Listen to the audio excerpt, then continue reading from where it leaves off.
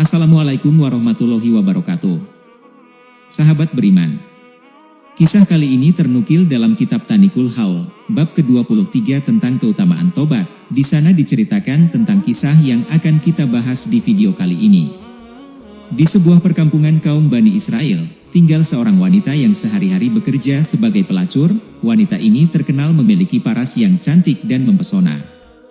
Setiap pria yang memandangnya pastilah akan takjub melihat begitu indahnya wajah wanita ini. Wanita ini memiliki sebuah rumah di tengah-tengah kota dan di rumah inilah ia membuka jasa prostitusinya dan melayani pria hidung belang yang ingin memuaskan nafsunya. Setiap hari dia membuka pintu rumahnya ini lebar-lebar. Kemudian wanita ini berbaring di atas sebuah kasur yang berhadapan lurus dari pintu rumahnya, jadi artinya jika dilihat dari luar akan nampak dari luar. Teman-temanku seiman, setiap hari wanita ini melakukan hal ini selama bertahun-tahun, hingga pada suatu hari ada seorang anak muda soleh yang berasal dari kota sebelah. Pemuda ini tak sengaja melintas di depan rumah wanita tersebut. Pemuda ini terpana melihat kecantikan yang luar biasa dari wanita tersebut, dan pemuda ini tahu bahwasanya wanita pelacur ini tengah menunggu pelanggan-pelanggannya. Entah apa yang ada di pikiran anak muda ini, ketika ia tergiur akan kecantikan dari wanita ini, maka ia berdoa kepada Allah untuk menghilangkan hasratnya itu supaya terhindar dari perbuatan maksiat. Namun keinginan nafsunya tak kunjung hilang dan bahkan malahan semakin menjadi-jadi. Pemuda ini diliputi rasa dilema antara ia harus ikuti nafsunya atau pergi meninggalkan wanita itu begitu saja. Semakin lama pemuda ini semakin tak bisa menahan hasratnya kepada wanita pelacur itu, akhirnya ia terhasut untuk memenuhi keinginan nafsunya tersebut. Kemudian pemuda ini menjual isi tasnya yang ia bawa. Setelah barangnya laku terjual, pemuda soleh ini mendatangi rumah wanita pelacur itu dengan membawa 10 keping koin dinar.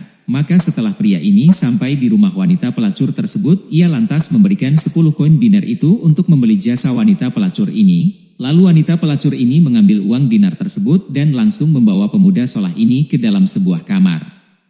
Di dalam kamar itu, wanita ini melepaskan pakaiannya dan siap untuk melaksanakan pekerjaannya sebagai pelacur sebagaimana ia telah dibayar oleh pemuda soleh ini. Kemudian wanita ini berkata, "Silakan Tuan melakukan sesukamu." Lalu tiba-tiba saja di hati pria soleh ini muncul ketakutannya kepada Allah Subhanahu wa Ta'ala. Tiba-tiba pria soleh ini diam terpaku, badannya gemetaran dan wajahnya menjadi pucat seolah-olah ia ingin berusaha mengabaikan wanita pelacur itu. Pemuda soleh ini hanya terdiam ketika itu, dan dia berkata dalam hatinya, "Sesungguhnya Allah Subhanahu wa Ta'ala melihatku dalam keadaan buruk ini, sedangkan aku tengah melakukan perkara yang haram, maka leburlah semua amal-amal kalau selama ini."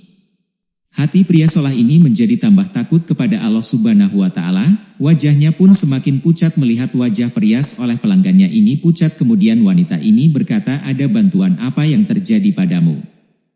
Lalu pria soleh yang sedang ketakutan ini berkata, "Sesungguhnya aku takut kepada Allah Subhanahu wa Ta'ala, Tuhanku dan Tuhanmu, bolehkah kiranya aku keluar saja dari sini?" Mendengar ucapan pria ini, wanita pelacur ini pun menjadi kesal, dan dia berkata, "Sesungguhnya di luar sana banyak laki-laki yang ingin melakukan ini padaku, maka kerjakanlah seperti apa yang orang-orang itu inginkan."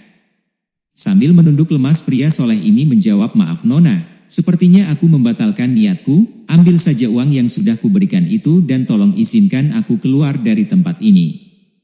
Teman-teman seiman, rasa kesal wanita pelacur ini berubah menjadi penasaran. Lalu wanita ini bertanya, "Wahai anak muda, memangnya sebelum ini kamu belum pernah melakukan ini sekalipun?" Kemudian pria soleh ini menjawab, "Aku belum pernah sama sekali dan ini untuk pertama kalinya." Lalu semakin penasaran wanita ini bertanya lagi untuk terakhir kalinya, "Maka dari manakah asalmu dan siapa namamu?"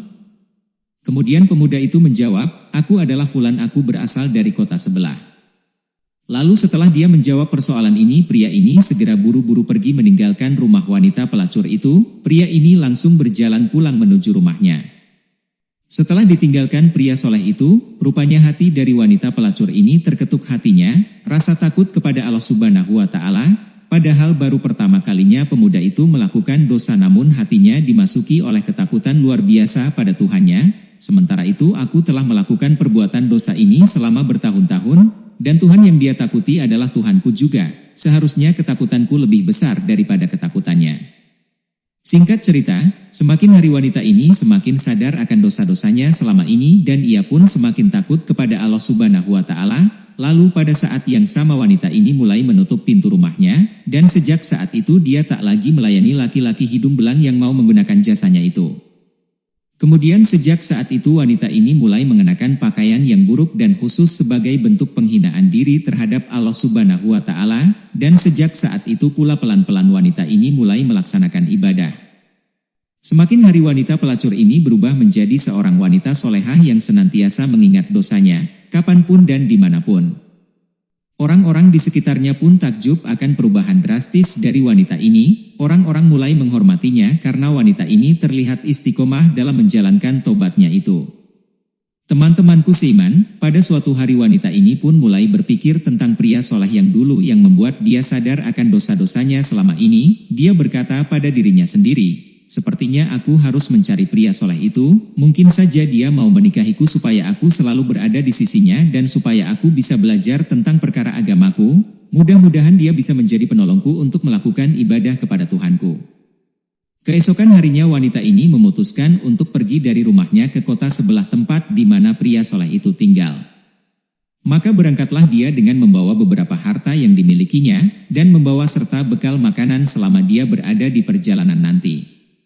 Setelah menempuh perjalanan yang cukup jauh akhirnya wanita ini pun sampai di kota sebelah dan langsung saja ketika itu ia bertanya kepada orang-orang di manakah rumah si Fulan. Lalu sebagian orang-orang ada yang mengenalnya, maka di antara wanita ini ke rumah pria soleh itu. Tak lama setelah itu sampailah wanita ini di depan rumah pria soleh ini, kemudian si wanita ini lantas mengetuk pintu rumahnya dan mengucapkan salam, tak menunggu waktu lama. Ada seseorang yang keluar dari dalam rumah tersebut, rupanya benar yang keluar adalah pria soleh itu, dan langsung kebingungan ketika itu dia bilang, "Anda ini siapa ya? Ada yang bisa kubantu?" Karena ketika itu wanita ini menggunakan cadar makanya si pria soleh tak mengenalinya. Lantas si wanita membuka sedikit cadarnya agar si pria soleh mengenali siapa wanita yang datang ini. Setelah cadar itu dibuka si pria soleh langsung terkejut, ia mengingat tentang apa yang hendak terjadi antara dirinya dan wanita itu dulu. Seketika itu pula pria ini menjerit keras lalu tubuhnya jatuh tersungkur ke tanah dan akhirnya pria soleh itu meninggal dunia saat itu juga. Padahal si wanita belum menyampaikan maksud kedatangannya, namun Allah Subhanahu wa Ta'ala berkehendak lain. Pria ini meninggal dunia lantaran ia terkejut akan kedatangan wanita ini. Mengetahui bahwasanya pria ini meninggal dunia, wanita ini menjadi sangat sedih karena ia tidak bisa melaksanakan keinginannya untuk menikah dan belajar agama dengan pria ini. Teman-temanku seiman, setelah pria soleh ini selesai dimakamkan, wanita ini bertanya kepada masyarakat, apakah pria yang baru saja meninggal ini memiliki saudara atau seorang kerabat? Maka ketika itu orang-orang memberitahu bahwasanya pria soleh ini memiliki seorang saudara laki-laki, lalu wanita tersebut meminta bantuan itu untuk diantarkan kepada saudara laki-laki soleh ini. Kemudian setelah bertemu dengan saudara laki-laki pria soleh ini, wanita ini menceritakan kisahnya, dan kisah dia bagaimana ia bisa sampai di kota ini, lalu wanita ini meminta agar saudaranya ini yang menggantikannya untuk menikah dengannya, tapi awalnya saudara laki-lakinya ini menolak. Dia bilang, aku seorang pemuda yang miskin, aku berbeda dengan almarhum saudaraku itu. Lalu wanita ini menjelaskan bahwasanya dia membawa sejumlah harta bersamanya, dan mungkin saja harta itu cukup untuk beberapa tahun ke depan selagi mereka sambil bekerja untuk mencari penghidupan yang lebih layak. Dan saudaranya pun menyetujuinya karena wanita ini memiliki maksud yang baik. Berhubung saudara laki-lakinya ini merupakan orang soleh, akhirnya tak lama dari itu keduanya pun menikah, dan selama masa pernikahannya tersebut keduanya selalu senantiasa berupaya mendekatkan diri kepada Allah Subhanahu wa Ta'ala serta menjauhi segala larangannya. Hingga pada suatu hari wanita ini melahirkan seorang putra, dan Allah Subhanahu wa Ta'ala angkat anak ini menjadi seorang nabi. Bahkan tak hanya itu, keenam anaknya yang lahir setelah itu Allah Subhanahu wa Ta'ala pun muliakan semuanya menjadi nabi juga, dan akhirnya wanita mantan pelacur ini memiliki 7 orang putra yang semuanya diangkat menjadi nabi dan diutus kepada kaum Bani Israel. Lihatlah teman-teman, bahkan Allah Subhanahu wa Ta'ala bisa datangkan karunia-Nya dari seorang wanita mantan pelacur. Allah Subhanahu wa Ta'ala senantiasa hanya melihat bagaimana ikhlasnya dia tobat dari seorang hambanya yang berserah diri kepadanya. Itulah kisah tentang wanita pelacur melahirkan 7 anak yang menjadi nabi. Semoga kisah ini bermanfaat. Lebih dan kurangnya mohon dimaafkan. Sampai ketemu di kisah-kisah seru yang penuh makna selanjutnya. Saya akhiri. Wassalamualaikum warahmatullahi wabarakatuh.